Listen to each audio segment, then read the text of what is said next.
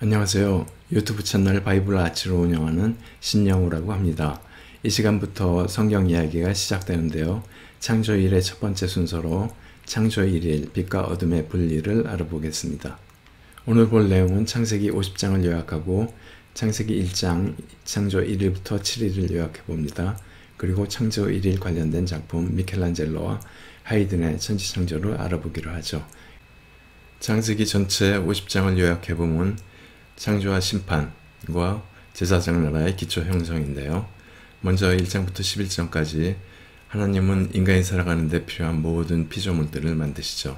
그리고 환경도 조성하시고 인간까지 만들죠. 그리고 그 인간으로 하여금 그 피조물들을 다스리며 잘 살아가도록 하는데, 이 인간이 하나님 말씀을 거역하고 뱀의 유혹에 빠지죠.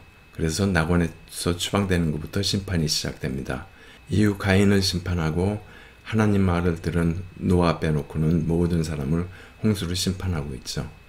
그리고 바벨탑 심판이 이어집니다.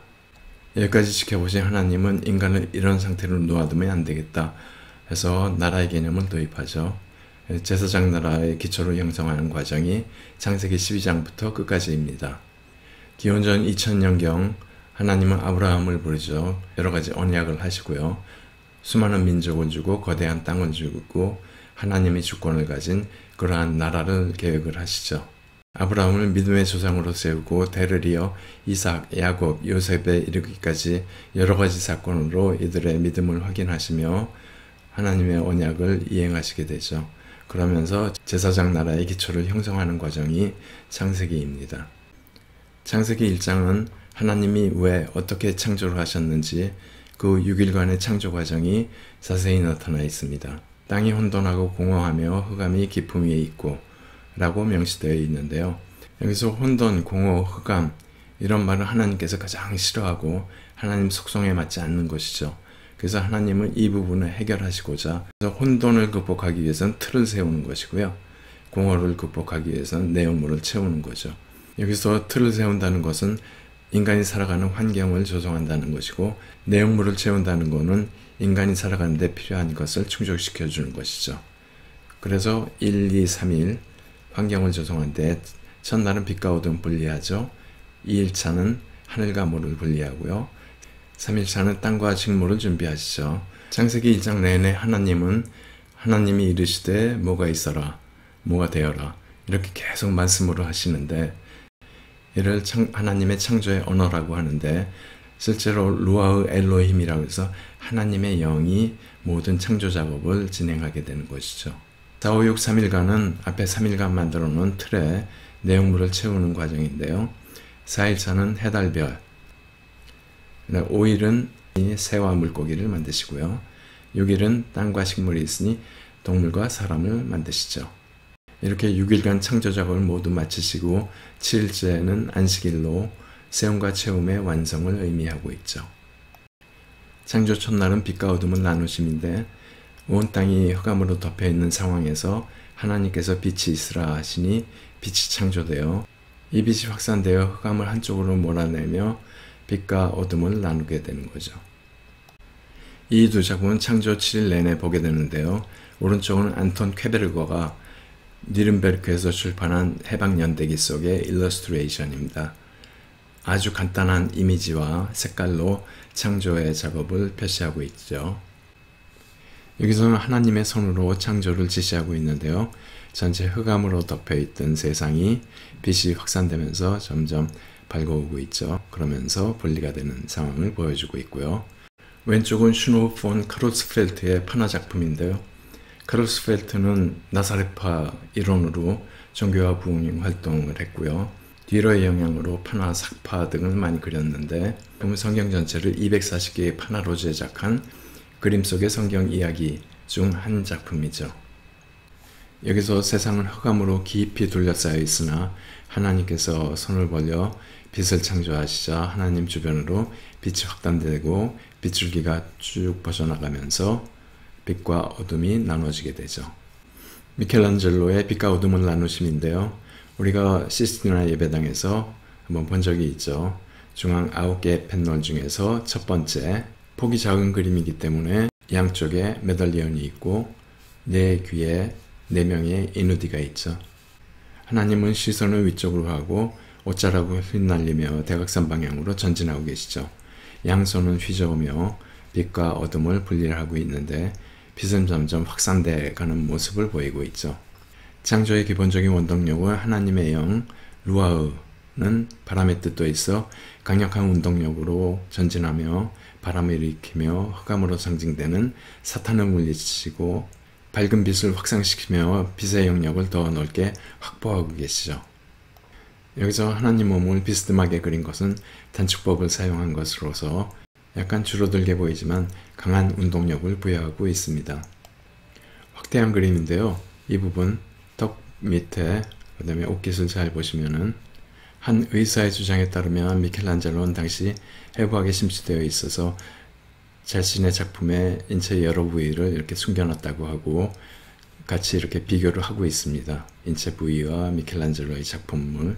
이 부분은 뇌에서 척추로 빠져나가는 부분을 그리고 있는데요. 4개의 이누디는 모두 다른 자세, 표정, 시선을 갖는 조각과 같이 입체적으로 그려놓았습니다.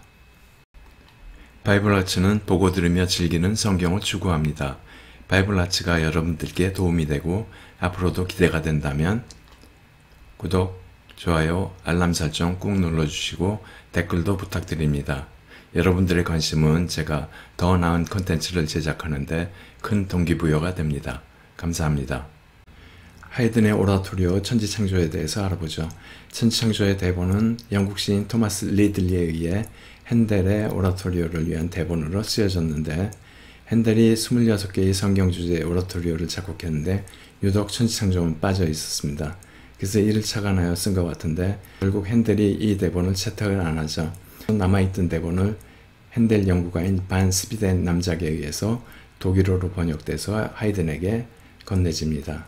당시 하이든은 63세로 이미 104곡의 교향곡을 작곡하고 80곡에 이르는 현악사중조곡을 작곡한 당대 최고의 명성을 얻는 음악가로서 활동을 하고 있었는데 하이든은 평생 핸델과 같은 오라토리오로 하나님을 찬양할 수 있기를 소망했습니다. 드디어 그 기회가 온 것이죠. 그래서 3부 34곡으로 이루어진 오라토리오를 작곡하는데요. 1부는 창조 1에서 4일까지, 2부는 창조 5, 6일, 3부는 에덴 동산에서 아담과 이브의 사랑으로 마치고 있는데 하이든은 내가 천지창조를 작곡했을 때보다 더 경건한 적은 없었다. 매일같이 무릎을 꿇고 이 작품을 작곡할 수 있는 능력을 달라고 기도했다. 라고 말하고 있습니다. 천지창조 1부는 창조 1일부터 4일째까지 창조 이전의 혼돈 상태를 표현하는 긴 서주로 시작하여 태초에 하나님이 천지를 창조하시는 과정을 첫째 날 빛을 만드시고 시간을 창조하시고 둘째 날 하늘을 지으시고 셋째 날 땅과 바닷물을 내시고 산과 바다, 강과 시냇가 등을 만드시고 다시 초목을 창조하시고 넷째 날 해와 달과 별을 만드시는 4일간을 13곡으로 표현하고 있죠. 이렇게 서주로 시작하여 창조 1, 2, 3, 4일 13곡이 진행되는데요. 이 형식을 보면 등장인물이 라파엘, 우리엘, 가브리엘 같은 천사입니다. 하나님의 창조 과정을 그 누구도 본 자가 없기 때문에 세 천사를 등장시켜 창조 과정을 중계하듯 서창과 아리아 또는 중창으로 서로 대화하며 노래하고 있죠. 또한 이 세 천사를 따라다니는 천사군들의 합창이 함께 어우러집니다. 성경에 천사들이 여기저기 많이 나오죠. 근데 다 같은 천사가 아니고 천사들의 직분이 다 다르기 때문에 다른 천사가 나오는 거죠. 하이든의 천지창조에서 가브리엘, 우리엘, 라파엘 세 천사가 나오는데요. 이 천사 외에도 7천사를 한번 알아보도록 하죠. 가브리엘 천사는 여성 천사로 수태, 자비, 복수, 죽음, 묵시, 진리의 천사고요. 에덴 동산의 통치자이면서 전령 역할을 하죠. 그래서 마리아에게 수태를 전한 천사이기도 합니다. 우리엘은 하나님 뜻에 따라 엄격히 대응하는 의로운 천사로 두려운 임무를 많이 맡고 있죠. 최후의 심판을 직접 지휘하는 의로운 천사이기도 합니다. 이 두 천사를 지천사라고 하죠. 케루빔 또는 성경이 케루이라고 하는데 6장의 날개가 달렸고 상투스 가사가 담긴 단검을 들고 상투스를 부르며 다닌다고 했는데 상투스는 미사의 한 순서입니다. 거룩하시다는 뜻이고요. 우리엘, 가브리엘, 루시엘 같은 천사들이 이 지천사에 속하죠. 네, 루시엘은 나중에 타락해서 루시퍼가 되는 거죠. 라파엘 천사는 인간의 고통을 치유하고 영혼을 지키는 외과 의사 같은 역할을 합니다. 에덴 동산에 있는 생명나무를 수호하는 천사고요. 미카엘 천사는 지략과 용맹을 갖춘 용맹한 군사 역할을 하죠. 최후의 심판에서 죄의 정도로 측정하죠. 사탄과 싸워서 이기기도 하고요. 카마엘 천사는 징벌 복수의 천사로서 죽은 자의 영을 이끄는 역할을 하고 있죠. 에녹을 승천시킨 천사죠. 요피엘은 하나님의 옥좌나 전차를 달리게 하는 역할로 군단을 지휘하는 천사고요. 에덴 동산을 수호하는 천사죠. 자드키엘은 자비, 박애, 자유의 천사고요. 아브라함으로부터 이삭을 살려내죠. 이중 가브리엘, 우리엘, 라파엘 세 천사가 하이든의 천지창조에 등장하고 있습니다. 천지창조는 프렐류드라고 하는 서주로 시작되죠. 창조 이전에 무질서와 혼돈을 나타내는 표제음악적인 성격을 띠고 있고요. 관현악 총주로 무겁고 느리게 시작하죠. 특정한 주제나 가락도 없이 명확한 조성도 느낄 수 없는 아주 긴 서주가 진행됩니다. 서주 끝에 천사 라파엘의 서창과 이어서 합창이 선명한 화음으로 하나님의 업적을 이야기하죠. 첫 번째 곡은 라파엘의 서창 2개가 나오는데 그 사이에 합창이 끼어있죠. 그래서 먼저 라파엘이 태초에 하나님이 천지를 창조하셨다. 창세기 1장 1절이죠. 그 합창이 하나님의 영이 물 위를 휘돌고 다음에 라파엘이 다시 서창 그 빛을 보시니 좋게 보여. 창세기 1장 1절부터 4절까지 내용을 라파엘과 합창이 서로 주고받고 있죠. 두 번째 곡은 우리엘의 아리아와 합창으로 사라지네 그 빛 앞에서 란 곡이고요. 창조 첫날을 이야기하고 있죠. 빛나는 주의 거룩한 광채, 무질서는 사라지고 새 질서 생겼네. 저 마귀 무리들은 겁시나 깊은 지옥 밤 속으로 다 도망가네. 새로운 빛이 흑암을 몰아내는 상황을 묘사하고 있죠. 그러자 합창이 새 세상 열렸네. 말씀대로 이루어졌네. 하고 찬양을 하고 있습니다. 지금까지 창조 첫째 날을 봤고요. 다음 시간에는 창조 2, 3일차로 이어지겠습니다. 감사합니다.